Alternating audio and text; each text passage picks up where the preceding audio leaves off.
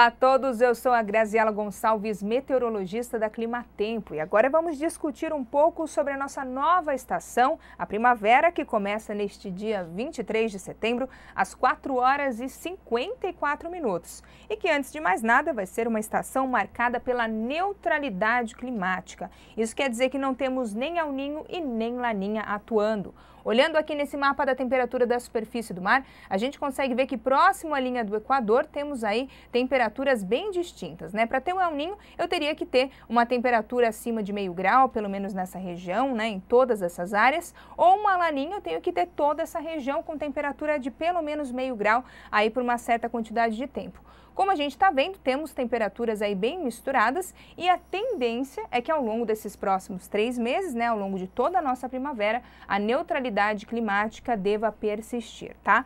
Isso não quer dizer que vamos ter chuvas exatamente dentro do que é esperado para o mês. E agora, analisando a nossa região sul do país, a gente consegue enxergar que a partir do mês de outubro, temos sim a passagem de frentes frias de uma maneira um pouco mais frequente, a umidade já começa a se espalhar um pouco mais pelos 3 estados, só que algumas regiões, apesar de outras, como no oeste, estar com uma chuva até um pouco mais acima da média, outras regiões, como a gente está vendo aqui, principalmente no estado de Santa Catarina, pode ter uma chuva um pouco mais abaixo do que é esperado mesmo para essa época do ano. Só que isso não quer dizer que não vai ter chuva não, tá? Tem chuva, vai ter temporal, só que a gente está numa situação que acaba deixando as chuvas um pouco mais irregulares.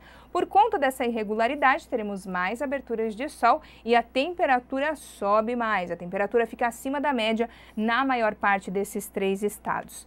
Quando vamos para o mês de novembro, pouca coisa muda, tá? Aqui no nosso mapa, mas a chuva normalmente já começa a ser um pouco mais frequente. A umidade da Amazônia, ela tem uma entrada um pouco maior pelo país e na região sul a passagem das frentes frias vai ajudar ainda a trazer um pouco mais de instabilidade, tanto que em muitas áreas essa chuva até fica um pouco mais acima do que é esperado para a época do ano.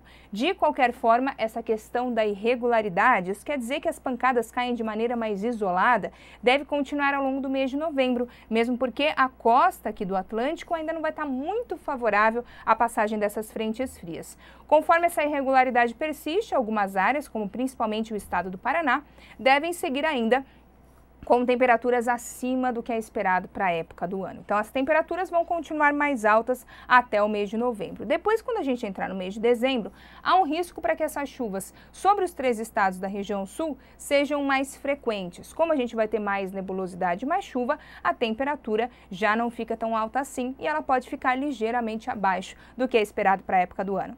É isso aí, pessoal. Até a próxima!